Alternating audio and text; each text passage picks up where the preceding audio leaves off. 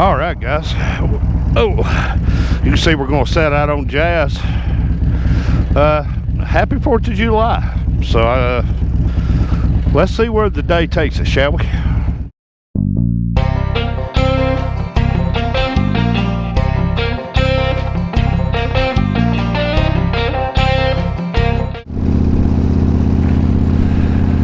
All right, guys, welcome back to this episode of Rolling with T-Bone. As I say, we're rolling out on the lovely jazz that needs a bath. If you're new here, welcome in. My name's T-Bone. I shoot motorcycle related content and any kind of content really. If you are new here, I invite you to go check out a few of my videos. Make sure I'm right for you, and if you think I am, maybe consider giving us a like, share, subscribe, all that cool stuff.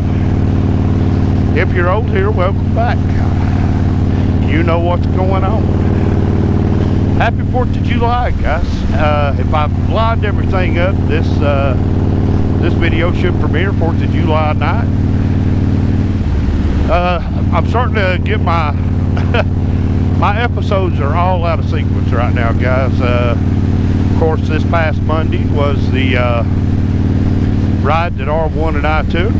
We were able to snatch up the picture of Early from Squidbillies, put him on the channel. I did not know that Early from the Squidbillies was voiced by unknown Hinson. And of course, I put out a short after I found that out, and it came from a Sterling Will comment, and where he mentioned unknown Hinson, and I was like, okay, really? Because full transparency, I had never actually watched Squidbillies. No clue what it was, no clue what it was about. So I certainly knew who unknown Hinson is, and that's kind of going to be the subject of today's video. That kind of it's kind of going to set the tone. If you're a millennial, if you're Gen Z, you know, even if you're older generation, you know, baby boomer or before, and you're seeing this video, it kind of will give you the ideal of what we were, Gen X, growing up. Some of the things that kind of set the tone for who we were. And of course, through the late 80s and the 90s, the caricature of unknown Hinson was certainly prevalent. You know, kind of underground. Unknown Hinson was one of those characters that kind of stayed underground a little more, but absolutely certainly knew who unknown Hinson was. But we're going to dive into that. Let's go get us a little petro and see where we end up at. See y'all in just a hot second. Okay, guys, we picked up the milkman and we are hitting Aska Road. The Aska Road out to Newport, back around through Carter Cave, back up Boortown Road. This is one of my favorite loops to make. You can do it about, it's about a 2.5 hour or 2.5 hour loop. But anyway, Aska Road, I think it's been on the channel for, well, I know it's been on the channel before, but don't remember the last time. But I think me and R1 was on Big Papa the last time. But anyhow, yeah, man, talking about those characters that came out, and that was kind of our childhood growing up, was we had what, you know, the horror characters that really had started developing back. You know, you could trace all of the lineage back to an old radio show called Inner Sanctum Mysteries, where you had just a host who, you know, just kind of said these quirky, corny one-liners that would become famous again in the 80s. Because you had those codes, you had like Sven Goblin, Vampira.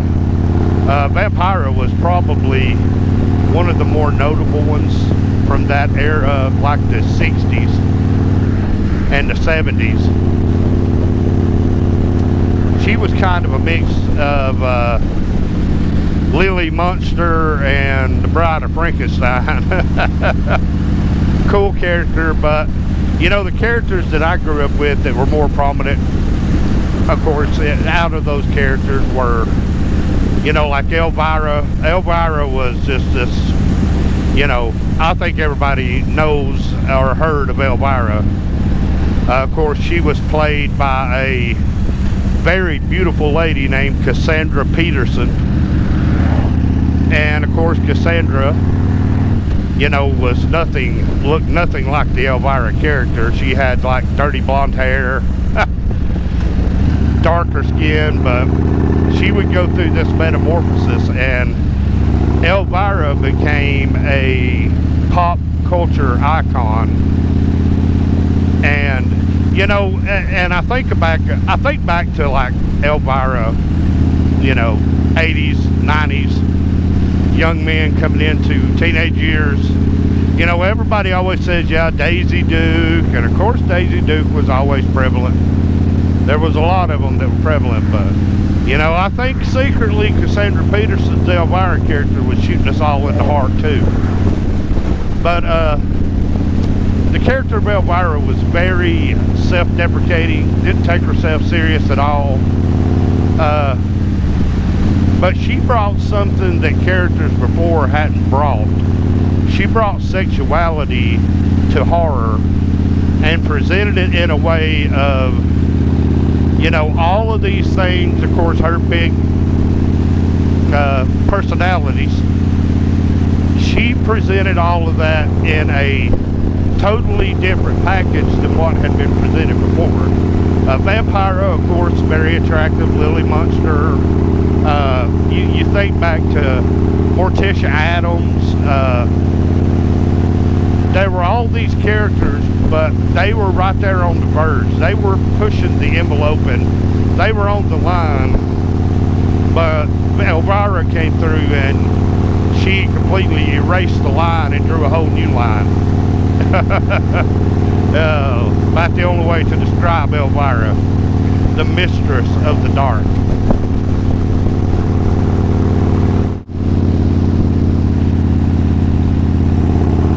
And of course, you had other characters that came out of that time frame too. Of course, you know, as kids, we were rocked to sleep at night by the sounds of the Crypt Keeper from Tales from the Crypt. The Crypt Keeper was, you know, he was what I was referring to earlier there about the kind of one-liners, the quirky, you know, goofy sayings, you know, just a whole different language that he spoke. They came from the host of the Inner Sanctum Mystery. Like I said, all of that can be, you know, you had the Crypt Keeper, you had the Witch, you had the Mysterious Circle, and the Crypt Keeper was straightforward, a throwback to that era of, you know, shock value. Things he would say, the mannerisms, and the Tales from the Crypt TV series, guys, was iconic. I mean, I don't think there's anyone today alive who has not, at least at some level, saw either a movie with Tales from the Crypt, or a cartoon, or a TV show. Now, if you have not, I certainly invite you to go Google all that. I think even some of the streaming services are starting to bring the old Tales from the Crypt TV shows back. But I know Tales from the Crypt is very prevalent on YouTube. It has a big spot on YouTube. There's actually a channel, I can't remember the name of it, but they do like full episodes of Tales from the Crypt. And one of my favorite movies coming out of that era came along as a 93, sometime between 93 and 95, there was a show, might have even been 96. There was a movie that was put out, the Crypt Keeper, Tales from the Crypt put it out. There was two. One was called The Bordello of Blood. And then the other one, which the Bordello of Blood dealt with vampires. Of course, you had Corey Feldman, Erica Eleniak, some other goofy characters. It was fun. It was a fun movie. But my favorite movie to come out of that was Demon Knights. Tales from the Crypt presents Demon Knights. Of course, that had, you know, Billy Zane in it. I think Jada Pinkett Smith was in that one. But it was just a fun movie. Demon Knights was. You know, kind of a corny cornball story, but it was really a good story. But yeah, the old Crypt Keeper, he was there rocking us kids to sleep on Friday and Saturday nights. Because I remember watching Tales from the Crypt came on, I think, on the USA channel. And then one of my other favorite shows that come on was a movie type review show that had an old boy named Joe Bob Briggs on it. I know that's a blast from the past for some of you, especially in the South.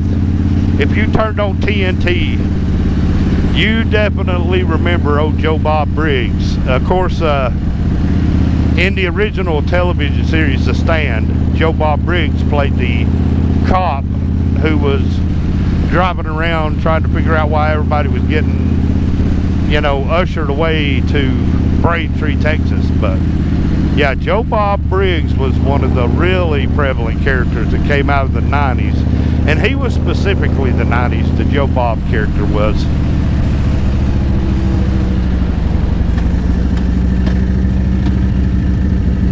I got a deer. I don't know if you can see her.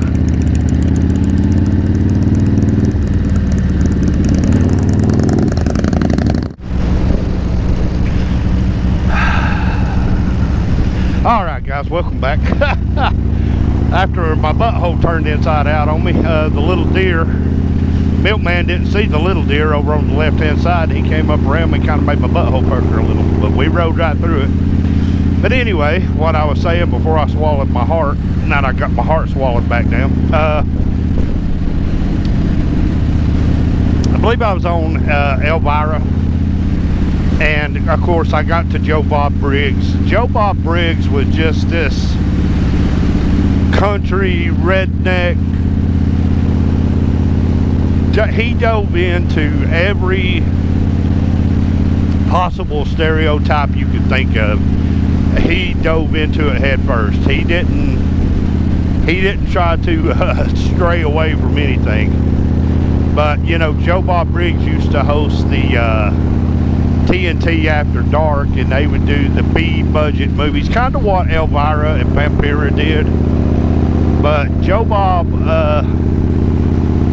he would just give you this whole rundown of why this movie was so corny and everything that made this movie corny and the people in it who didn't know how to act, and he would give you this whole big litany of reasons why this movie sucked. But at the same time, he would tell you absolutely why he thought it was the greatest movie ever made. But yeah, Joe Bob Briggs was one of the more prevalent creatures of the night. And I loved the, you know, he played the character Joe Bob in Stephen King's The Stand. I always thought he should have been given a bigger part in that show, that TV series, because, you know, was he a great actor? No, but he just brought a kind of chemistry to the screen that, you know, you would root for him if he was the underdog. You would definitely root for him. He was just that kind of crazy Sambo character. But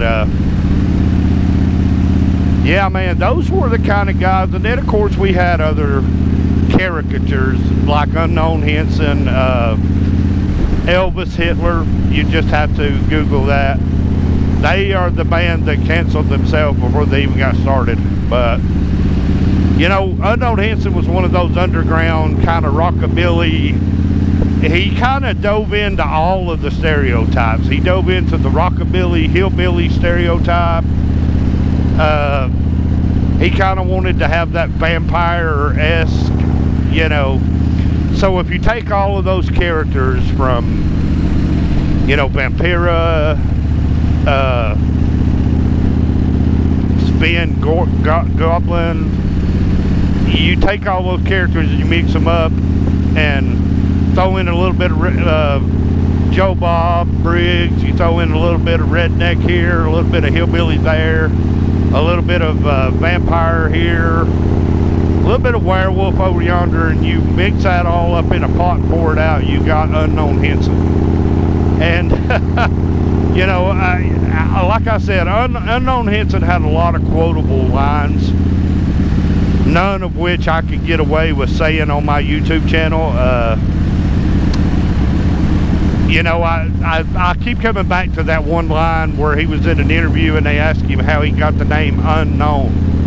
And he said his mother on his birth certificate had written down under the father, Unknown.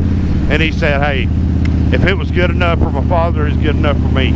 So, you know, again, just another one of those little goofy things, quirky things that made the overall appearance of Unknown Hinson kind of turned into really just a pop culture icon. You know, there's still people today that will tell you, you know, of course Sterling Will being one of them, that Unknown Hinson is a national treasure. But you know, if you were going to go watch Unknown Hinson's videos or read anything about Unknown Hinson's life, I would tell you to do it with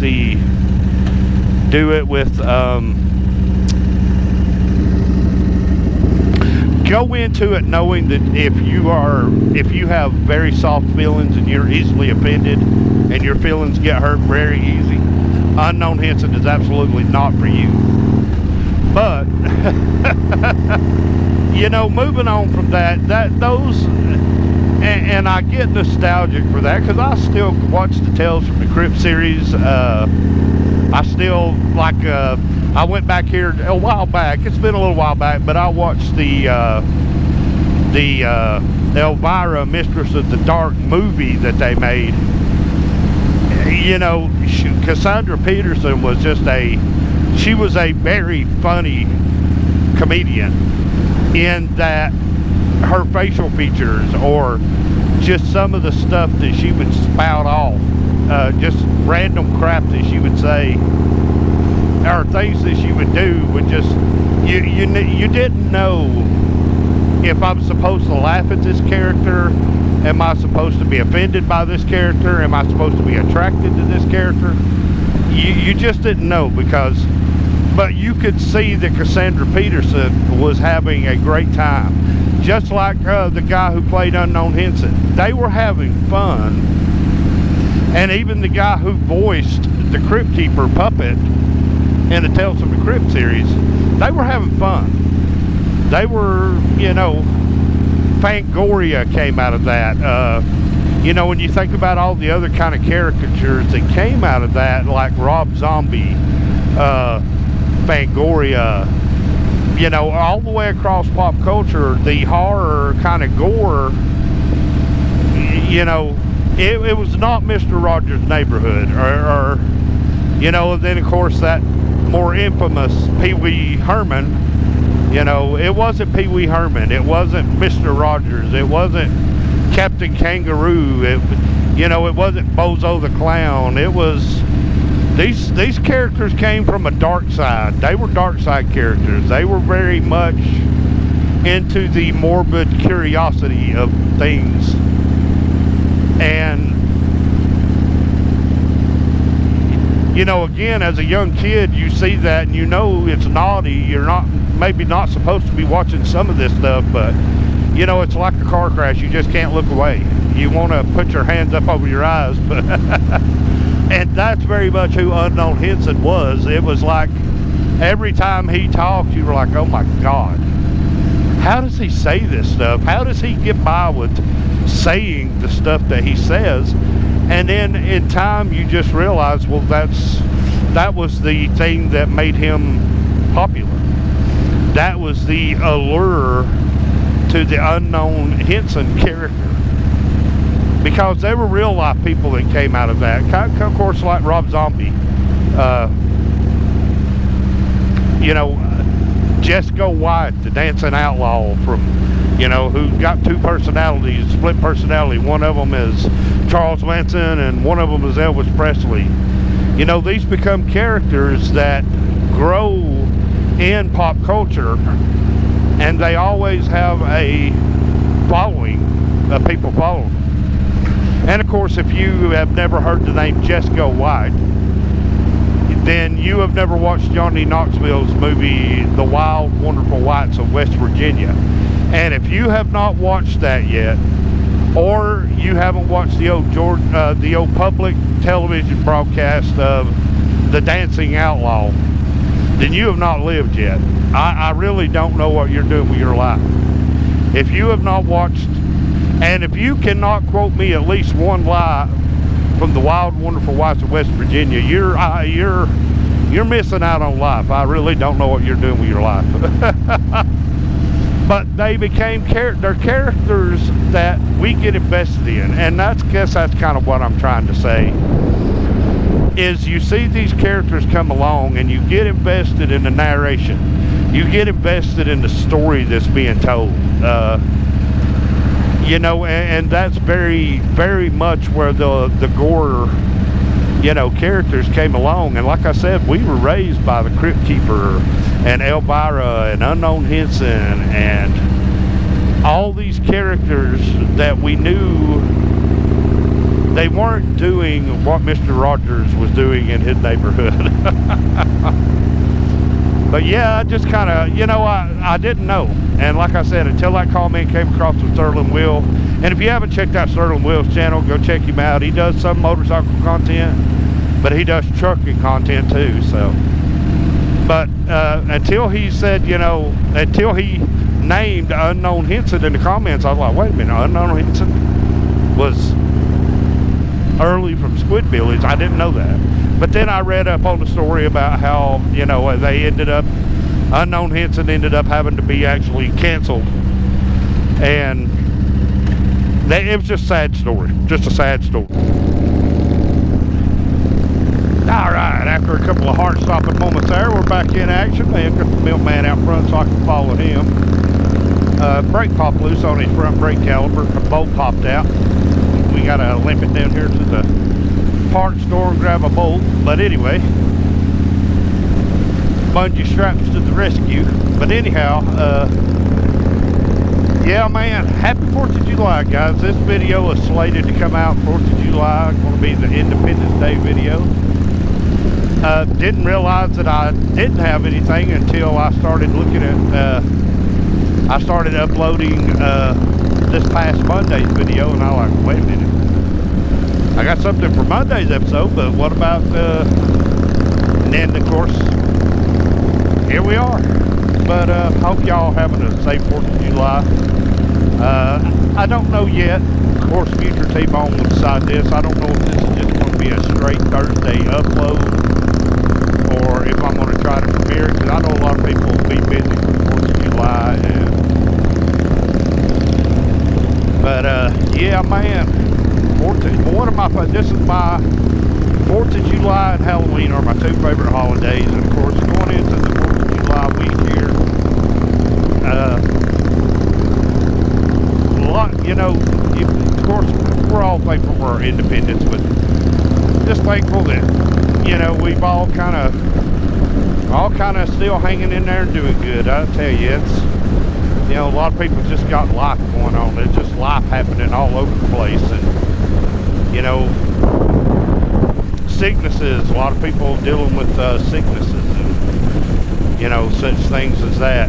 It's, you know, it's one of those situations where you get to a spot like this that you can still be thankful for what you got, for what you have, you know, and thankful for friends. You know, me and Milkman,